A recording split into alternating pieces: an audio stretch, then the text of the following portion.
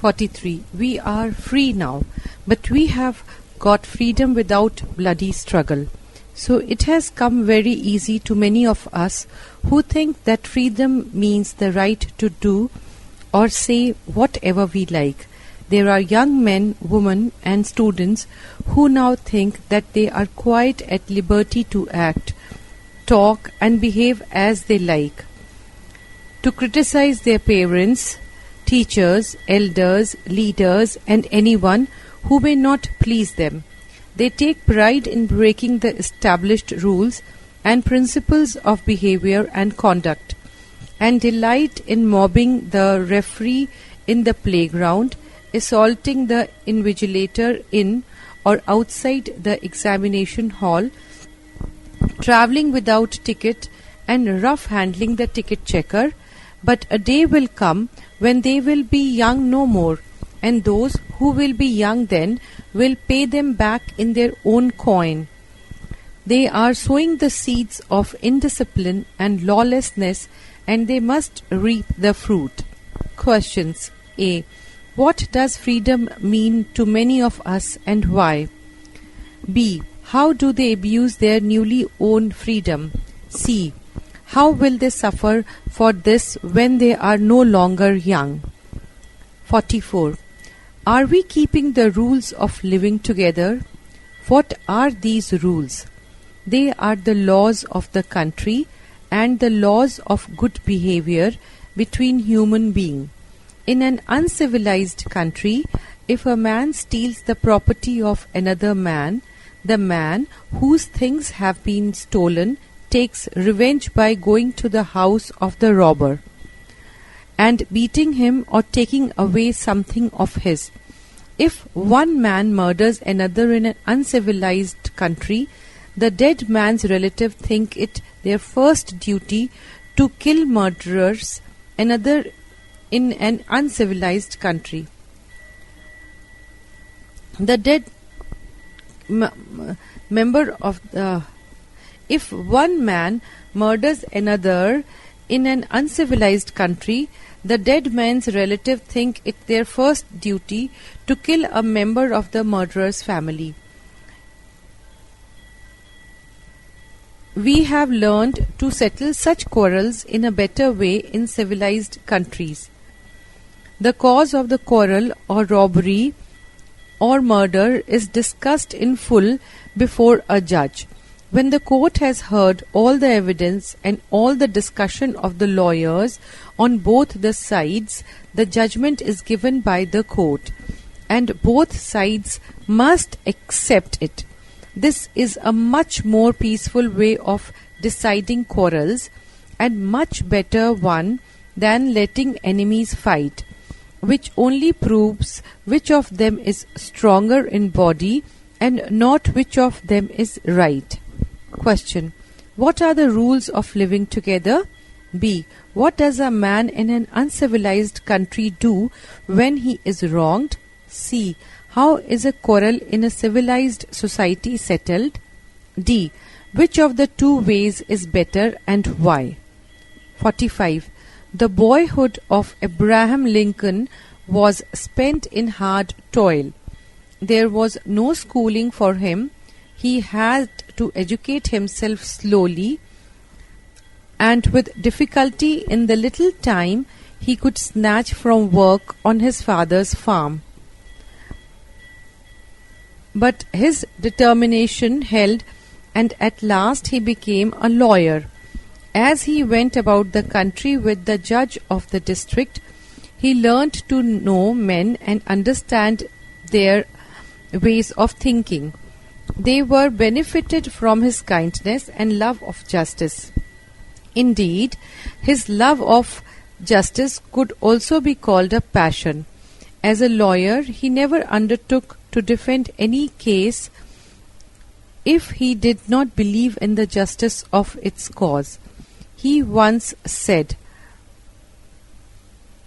"You will never get me to support a measure which I believe to be wrong, even though by doing so I may accomplish what I believe to be just." Rather than support injustice, he would oppose his own friends and risk his whole career. Questions. What was the condition of Lincoln in his boyhood? B. How did he become a lawyer? C. How were people benefited by him? D. What was his passion and how did it influence him? 46. A curious custom is observed in the German city of Hamburg. It is a festival for the children who march in procession through the streets, waving branches of cherry trees laden with fruit. This festival has been held for more than 500 years and serves to remind the people of a grand victory that was won by none but little children over an army of fierce men. Page 699. In the year 1432, Hamburg was besieged by a great army. The people were terribly afraid, for they could not hope long against superior numbers. A council of the chief citizens was held to consider what should be done. After much discussion, someone suggested that they should send out the little children, for when the soldiers would see them, the sight, it was thought, would melt their hearts, and they would do no harm to the town. Then all the children were gathered around and put in order in the streets, and the gates were opened, and they were told to march out to the enemy army. The soldiers lying outside were surprised to see the gates swing open.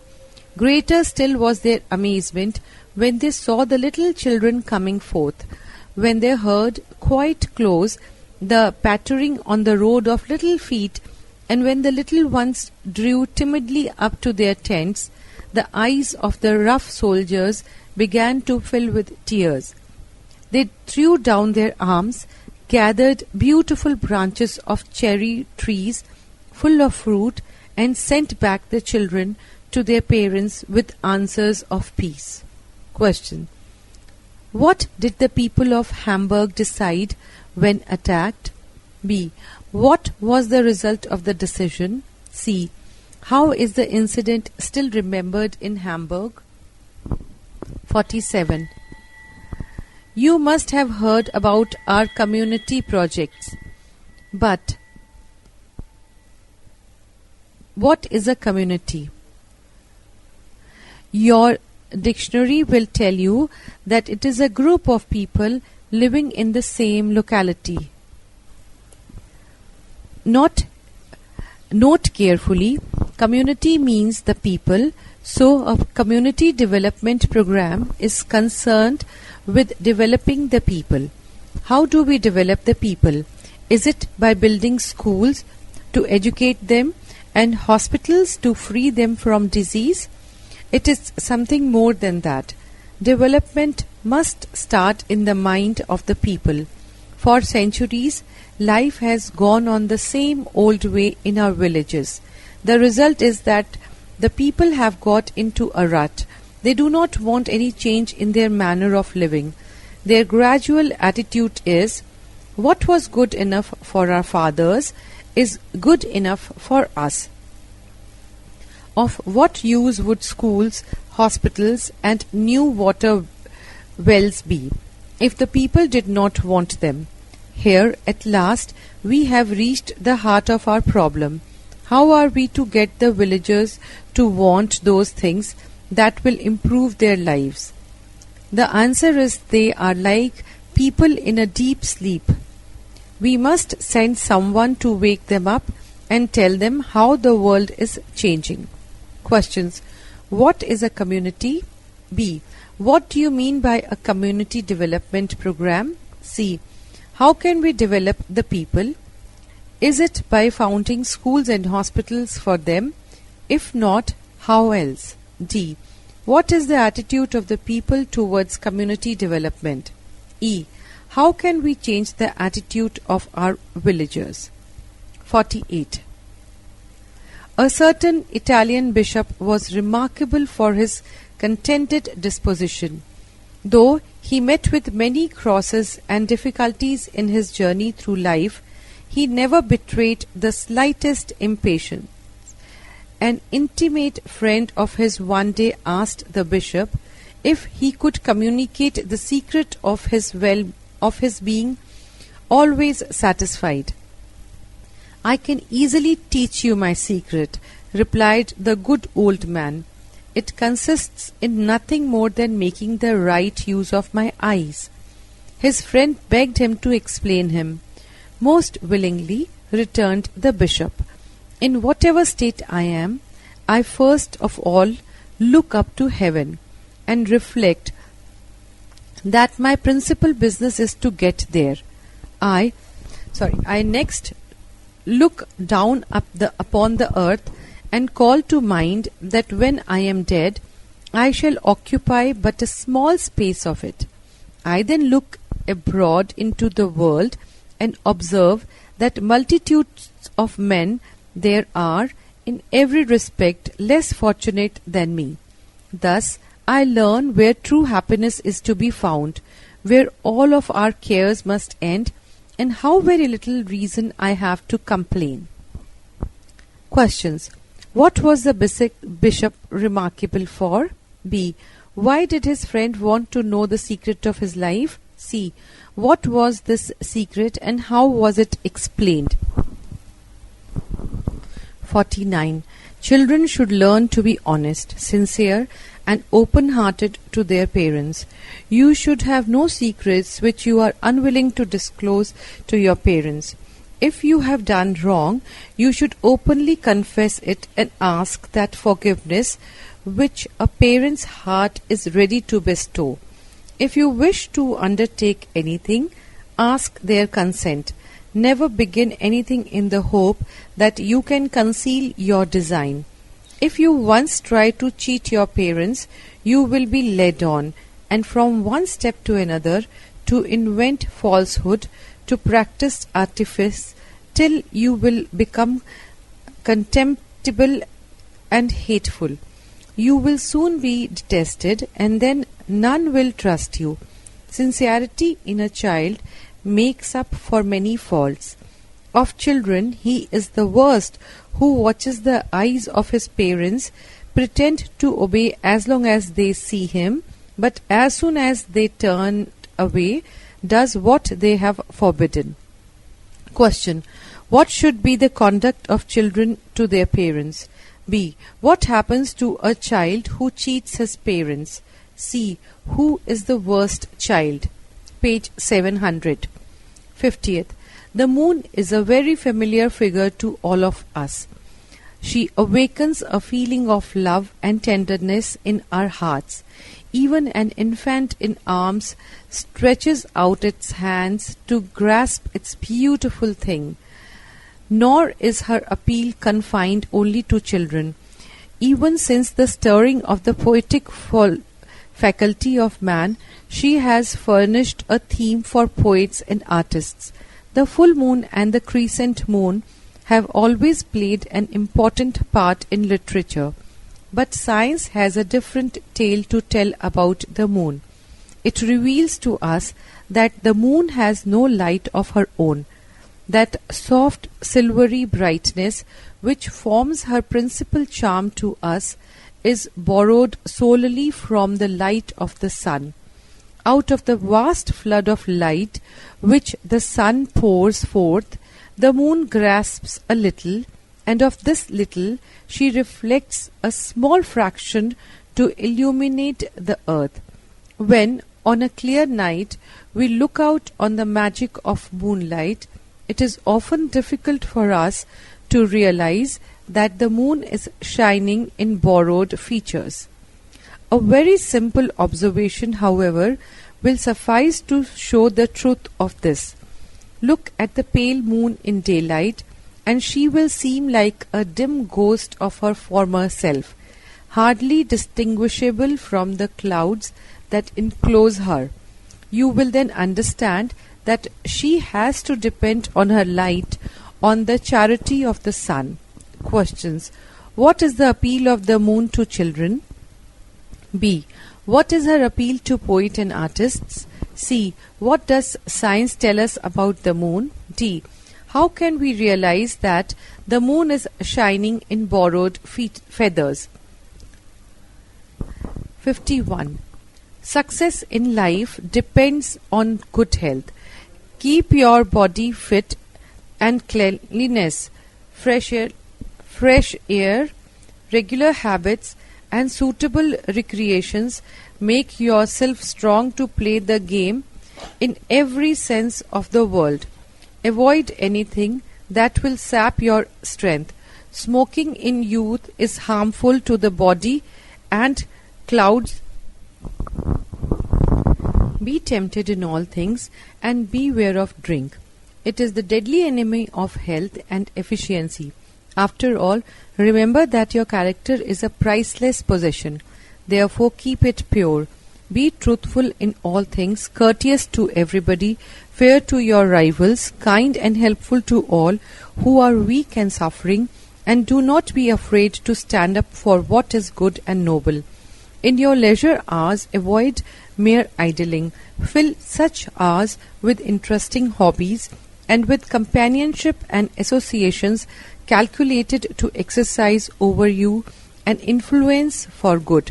To a long extent you will be known by the company you keep. Questions. How are we to maintain good health? B. What is our priceless possession and how are we to keep it pure? C. How are we to spend our leisure? D. What kind of company should we keep? 52. Primitive man found himself at the mercy of all kinds of material forces which he did not understand and could not control. Thunder and lightning and earthquakes and floods. He could not imagine these things happening without something to make them happen. And according to his ideas, something meant somebody.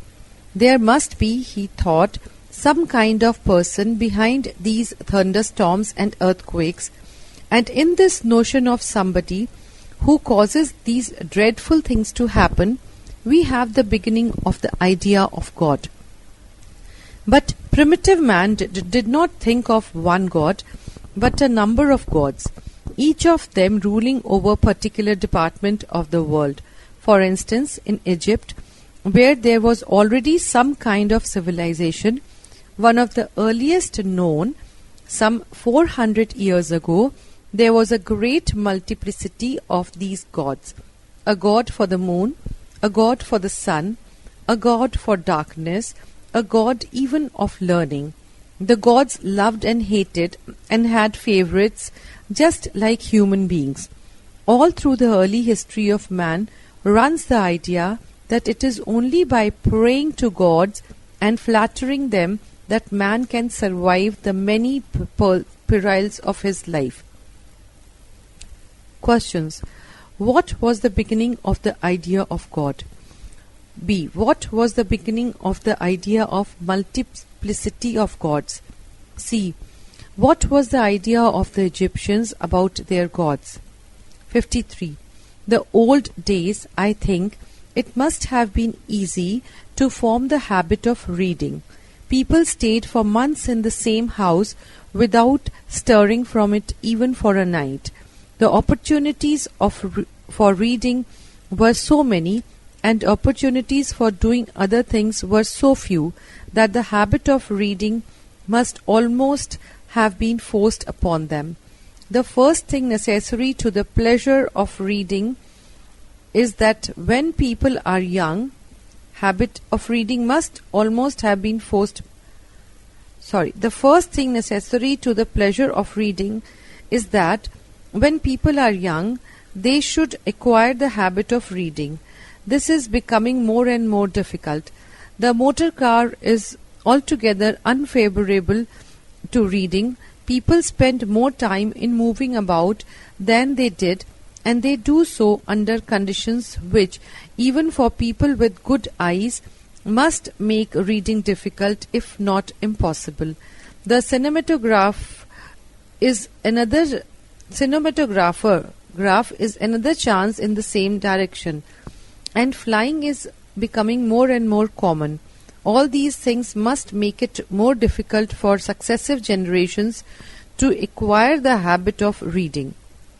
Questions. Why was it easy in old days to form the habit of reading? B. Why is it becoming more and more difficult? C. What is the best way to form this habit? Page 701. 54. The special characteristic of the tribal society is the identification of the individual with the tribe. Every act, every incident in day-to-day life was considered a matter of interest to the whole tribe. Each for all was the golden rule, but this was only when the tribe, between different tribes, such brotherhood was lacking. Each tribe considered itself the chosen people, much as nations do today. Outside the charmed circle, murder was no longer considered murder, nor robbery condemned as robbery. And so war appeared on the scene as a habit of humanity. It was these wars that, for the first time, created rulers in the world. So long as a tribe went hunting in peace time, there was no need for a chief or a king. There was perfect equality and democracy. Custom was the only law, and the public opinion of the tribe saw to it that custom was respected. When tribes began to enter into one another's grounds, there were battles, and it was these battles that gave rise to a leader.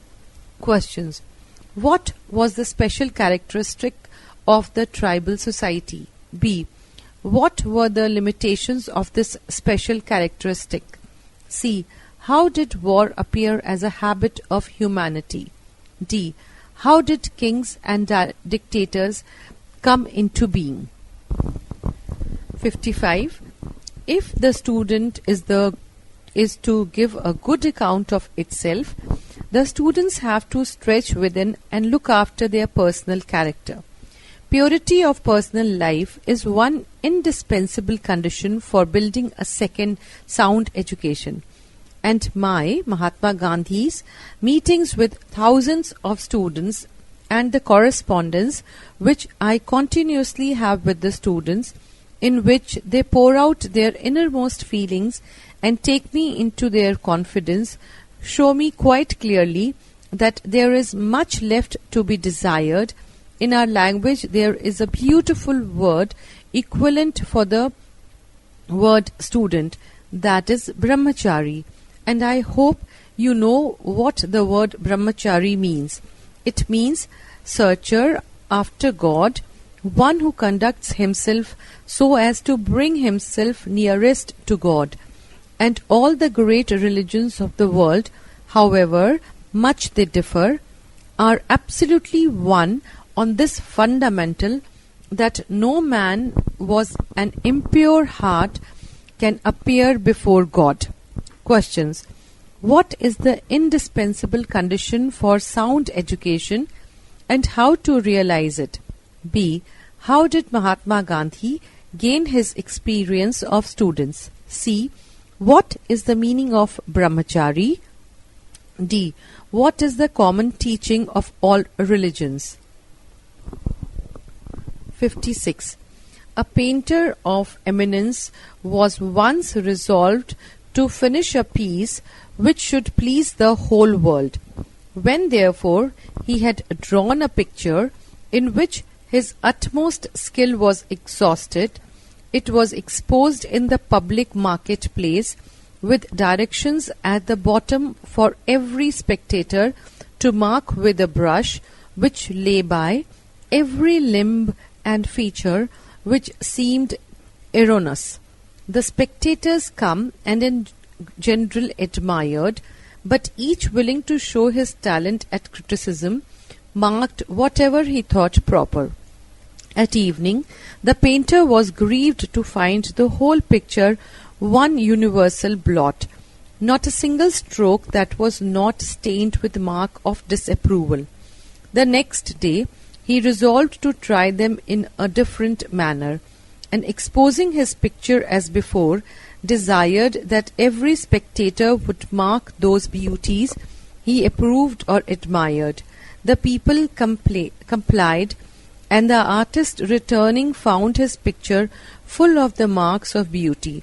Every stroke that had been yesterday condemned now received praise. "Well," cried the painter, "I now find that the best way to please one half of the world is not to mind what the other half says, since what are faults in the eyes of these shall be by those regarded as beauties." Questions. A. What was the object of the painter in drawing his picture? B. What did he do with the picture? C. What was his first experience? D.